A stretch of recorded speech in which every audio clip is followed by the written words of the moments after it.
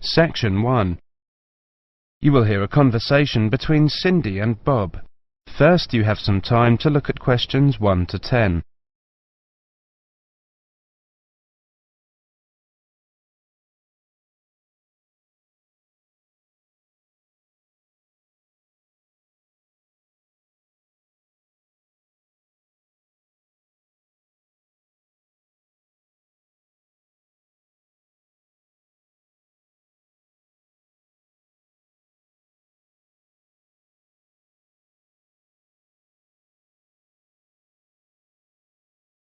Now listen carefully and answer questions 1 to 10. So, Bob, how many people have said that they're coming on the company picnic? Well, Cindy, we've got 35 definites and another 10 probable. Shall we say 50? I think so. And we've fixed the date for... The 26th, the last Sunday in August. Great. I hope the weather's good. Should be. Now, we have to decide where to order the food from and what kind of things we want. Right. What's our budget? We've decided to go for £10 a head for food and £5 a head for drinks. OK, I got some pamphlets from caterers. What do you think? The most important thing is to make sure that there's a variety of food. We don't want people complaining that they don't like anything. We also don't want food that could deteriorate in the sun. Ice cream, that kind of thing. You've seen these pamphlets. What do you think? Well, I thought Paris Kitchen looked good. The price almost exactly meets our budget, and they seem to have a good variety. I don't know. A friend of mine used them for her company and wasn't impressed. Really? What exactly didn't she like? Well, the food. She said the food was good, but not quite the variety they'd expected. The drinks included some wine, which was apparently not very good. Oh, well, perhaps we need to consider this one, company caterers. Looks a bit pricey. Mind you, I've heard that they are very good. Let me check the price. Yes, £12 a head for food. That's more than our budget. Do you think we could get a discount? Let's see if it says anything in the pamphlet.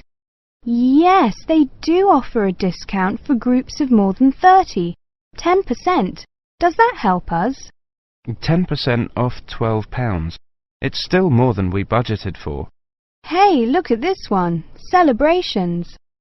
It's a new company. I asked a few people about them, but no one has any ideas. Well, let's see.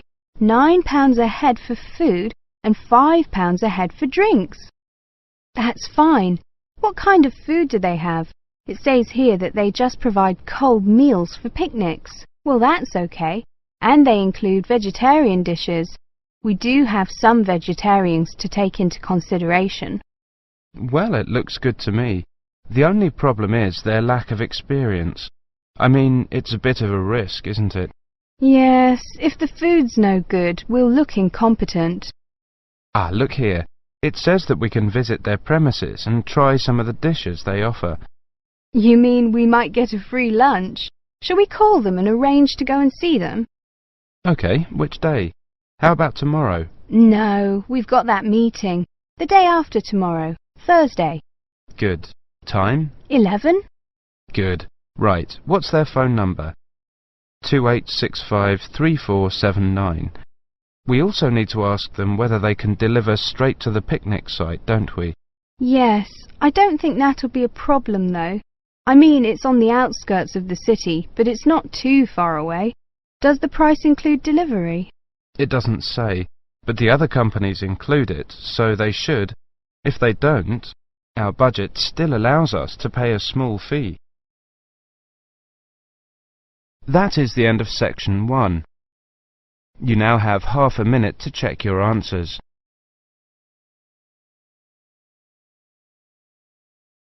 Section 2. You will hear a presentation on advice on legal matters. First, you have some time to look at questions 11 to 20.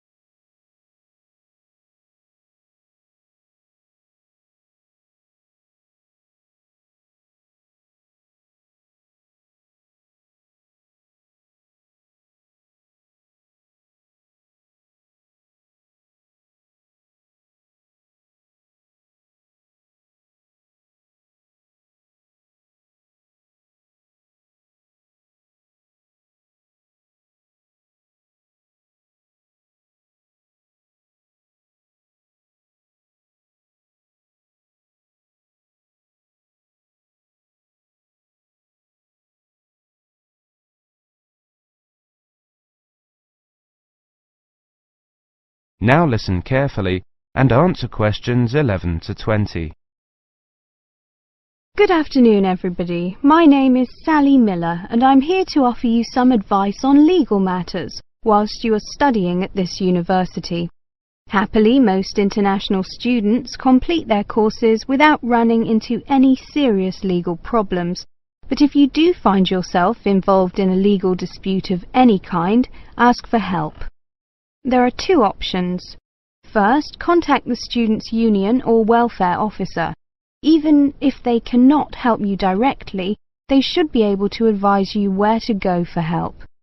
The second possibility is to contact the Citizens Advice Bureau in your area. You can find them in the local telephone directory. They will be able to recommend a solicitor if you need one, and tell you if there is a local law centre providing free legal advice. They will also be able to tell you whether you can claim legal aid to help pay for any court and legal fees. Let me give you some basic information about the police. The police have the power to stop and search anyone who appears to be behaving in a suspicious manner. If you are arrested for any reason, even if you know it to be a wrong reason, remember a few very important things. 1. Don't be aggressive. 2. Do not try to bribe the police officer. 3. If you are arrested by plainclothes police officers, ask to see some form of identification. 4. Give your true name and address if the officer asks you to. Lying to the police is a criminal offence. 5. Do not sign any statement until you have received advice from a solicitor. There is always a solicitor on duty at every police station. 6. You will be entitled to make one telephone call. If you use this call to telephone a friend, urge your friend to contact someone from your university or from the students' union and get advice about what you should do next. If you find yourself in trouble with the police, it is very important to get professional advice. Contact any of the following: your university welfare officer, the students' union at your university, your local Citizens Advice Bureau, a local law centre. If you are found guilty of an offence, it could seriously damage your position as an international student, so be sure to ask for help as early in the process as possible. Remember, obey the local laws. The laws here may not be quite the same as in your own country. Here are a few examples of actions that are illegal here. It is against the law to possess offensive weapons. For example, knives, guns, chemical sprays used for personal defense. Even women are not allowed to carry sprays or other deterrents to protect themselves against possible assault, except for rape alarms. Possess or supply hard or soft drugs. Disturb the peace. This is called disorderly conduct. This means that you can be arrested for being too noisy or rowdy. A few words about drinking. In this country, it is perfectly acceptable for adults to drink alcohol in moderate amounts. For many people, drinking is an established part of their social life. Going out for a drink is how they relax or spend time with friends. If you go to a party or visit people at home in the evening, your host will probably offer you a drink. Often a lot of university social life can revolve around drinking, especially for undergraduates. Do not be surprised if people arrange to meet in a bar, or if events are held in a pub. But you are not obliged to drink alcohol if you do not want to, even if you are in a pub or at a party where everyone else is drinking. You can always ask for a non-alcoholic drink instead. And if you feel uncomfortable going to places that serve alcohol, explain this to your friends. There are lots of other places where you can meet. If you do choose to drink, remember that you should never drive a motor vehicle after drinking alcohol. It is dangerous, and the police can impose serious penalties on you. Also, remember that being drunk in public is not acceptable either, and the police can arrest you for it. Drugs and alcohol can cause serious problems. Let me repeat that in this country it is illegal to use drugs, except under medical supervision. But if you do use illegal drugs and you develop a problem, there are organisations you can contact. Contact your students' union or your student counsellor. Anyone over 18 years old can legally buy and consume alcoholic drinks in this country. But if you think you might be drinking too much, get help and advice from your student counsellor or your doctor. Again, there are special organisations that can help you with drug and alcohol problems. Contact them. That is the end of section 2. You now have half a minute to check your answers. Section 3. You will hear a conversation between Carlos, Melissa, David and Simona. First, you have some time to look at questions 21 to 30.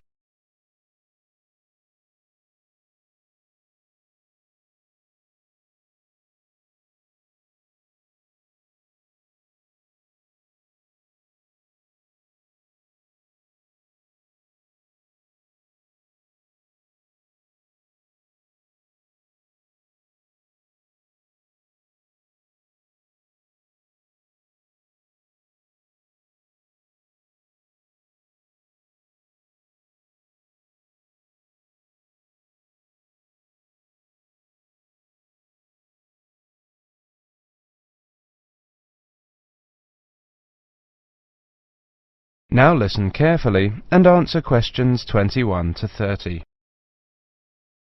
Okay, everyone. Let's look at what presentation tips we come up with for our next seminar, Melissa.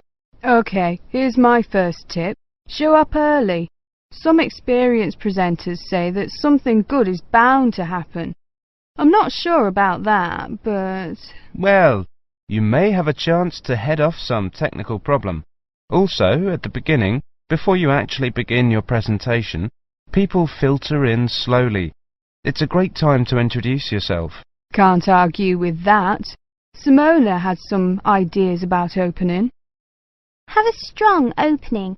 I picked up a few ideas for structuring your opening. First, never apologise. If you're worried the presentation won't go well, keep it to yourself and give it your best shot. Besides, people are usually too preoccupied with their own problems to notice yours. I like that. Open by addressing the following 3 questions. What's the problem? Who cares? What's your solution? Excellent suggestion. David, you've gone quiet. Well, my next suggestion is PGP.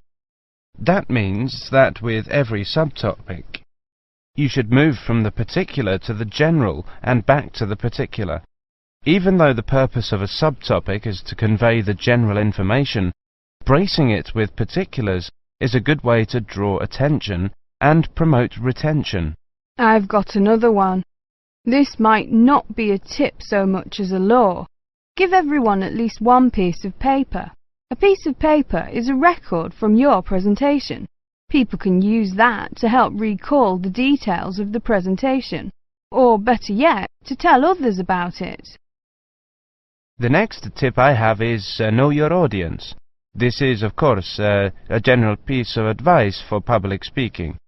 See if you can find out what styles of information a presentation they are most familiar and comfortable with.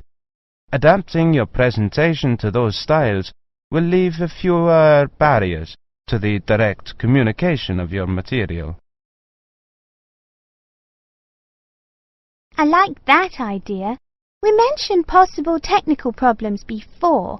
My next point is that maybe speakers should rethink the overhead projector. Is one really necessary? I think that often is, but I agree with your basic point, Simona. Don't use one just because it's there. Maybe a good tip is to consider carefully what you are putting on your slides. Yes, David, that's a very good point to make. Slide content is, well, you don't want too much, too little. Carlos? Good point, both of you. Another point I have is to respect the audience. Don't condescend by dumbing down your lecture. Show them respect by saying what you believe and what you know to be the whole story. I also have a point about humour. I think that humour is generally good, but be careful with it. Humour in a presentation works best when it actually drives the presentation forward. If you find you're using canned jokes that don't depend on the context of the presentation, eliminate them. David? Maybe, Melissa, but always be very careful about jokes that put down a class of people. If you're going to alienate your audience, do it on the merits of your content.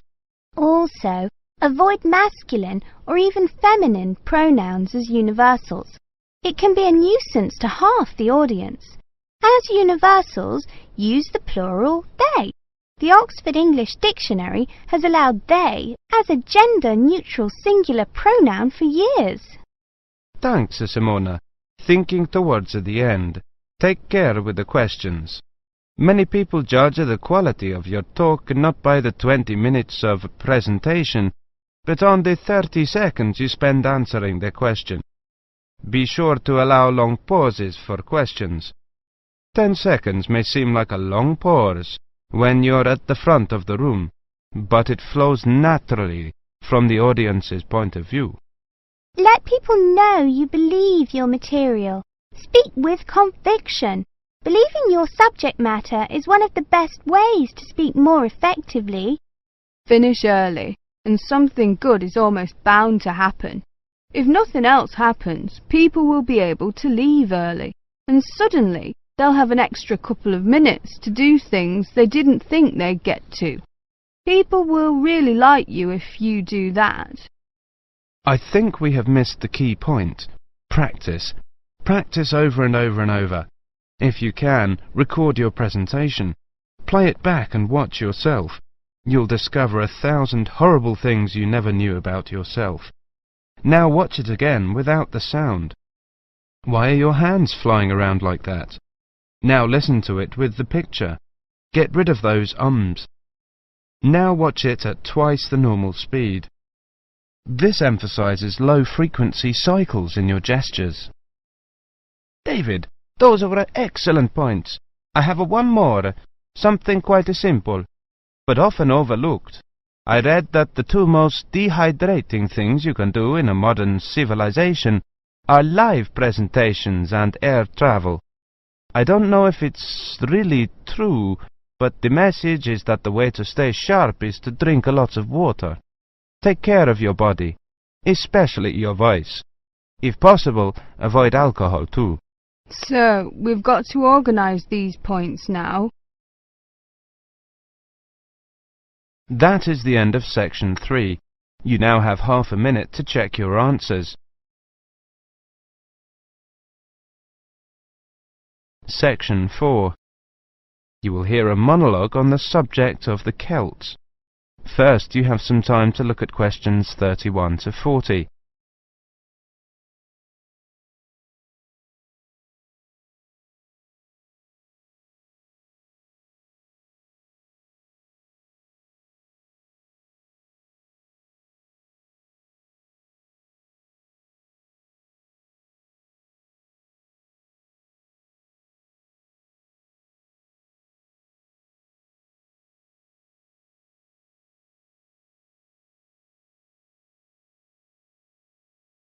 Now listen carefully and answer questions 31 to 40. Welcome to this introductory lecture on the Celts. Who were the Celts? The Celts were an Indo-European group, that is, related linguistically to the Greeks, the Germanic peoples, certain Italic groups and peoples of the Indian subcontinent. They arose in Central Europe at the beginning of the first millennium BC, and were an iron-using and horse-rearing peoples. By the end of the first millennium BC, their cultural group had spread up and down the Danube and Rhine, taking in Gaul, Ireland and Britain, across Central Europe into northern Italy and northern Spain. Their roaming across Europe led some of the Celtic tribes to sack Rome in 390 BC, creating a fear of the northern barbarians that was to haunt Romans for hundreds of years to come. The Celts are defined archaeologically by the type sites of Hallstatt and Latene, the former being taken to relate to an earlier phase of cultural development. Hallstatt, an ancient salt mining area, was excavated from 1876 onwards by the Viennese Academy of Sciences, and provided the first classification of the prehistoric Celts. In 1858, the waters of Lake Neuchâtel in Switzerland sunk to a low level, revealing a large prehistoric settlement with a huge number of surviving artifacts. The nearby town of Latene gave its name to the second phase of Celtic cultural development. However, please note that these phases overlap through time and are defined according to geographical area. Let's look at each of these, taking the Hallstatt first. Hallstatt culture is characterized in 4 stages. A and B were during the Late Bronze Age, from about 1200 to 700 BC. C was in the Early Iron Age, from about 700 to 600 BC. D was from about 600 to 475 BC. The Hallstatt culture spanned Central Europe, with its centre in the area around Hallstatt in central Austria. There were 2 distinct cultural zones, the eastern and the western. At the start of the period, long-distance trade was already well established in copper and tin, the basic requirements for manufacture of bronze. From about 700 BC, trade in iron also became established. The Hallstatt area also already controlled the trade in salt, crucial when there were few other means to preserve food.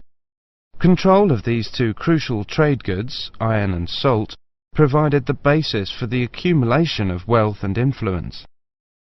From 800 BC, some burials of rich people can be identified in Central Europe, with grave goods such as wheeled wagons and iron swords. Hallstatt C saw the construction of fortified hilltop settlements to the north of the Alps. These had burial mounds holding very high-quality goods, such as vehicles and expensive imported treasures. By the time of the Hallstatt D period, these increasingly extravagant burial mounds were clustered around a few major hill forts to the southwest of the region.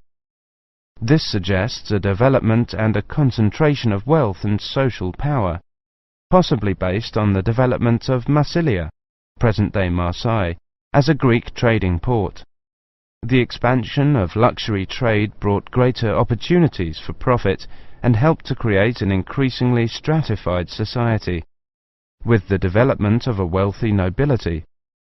Over the period from 1846 to 1863, 1,000 graves were found at Hallstatt, with an astonishing range of artifacts, including clothing and salt mining equipment, as well as weapons, jewellery, pottery, and imported bronze vessels in the chieftains' graves. The Latene era was the time of Celtic expansion and migration, and the time of formation of the myths. The Latene culture is named after the site in Switzerland where it was first discovered. The Latene people were those known to the Romans as Gauls, originally found in an area from eastern France to Bohemia. The Latene culture spread rapidly from about 400 BC. The Latene Celts settled in Spain in 450 BC, in northern Italy in 400 BC, invaded Rome in 390 BC, invaded Greece in 279 BC, invaded Galatia in modern Turkey in 270 BC. By 200 BC, they occupied the lands that are now Britain, the Netherlands, Brittany, Belgium, Germany and Switzerland. There is much debate over how much of the expansion into Britain was achieved through invasion and settlement, and how much was the expression of cultural transfer that accompanied trade and reflected the commonality of kinship and language of many tribes. There is little evidence for actual migration of Latene people into Britain. Nevertheless, it does appear that the Latene culture was more militarily focused than the Hallstatt one. The Latene graves across Europe hold iron weapons, swords and spearheads, and wooden shields, as well as everyday items such as razors, yolks, cauldrons and jewellery. That is the end of section 4. You now have half a minute to check your answers.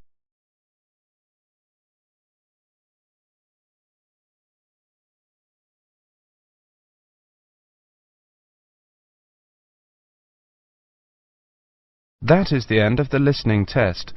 In the Ielts test, you would now have 10 minutes to transfer your answers to the listening answer sheet.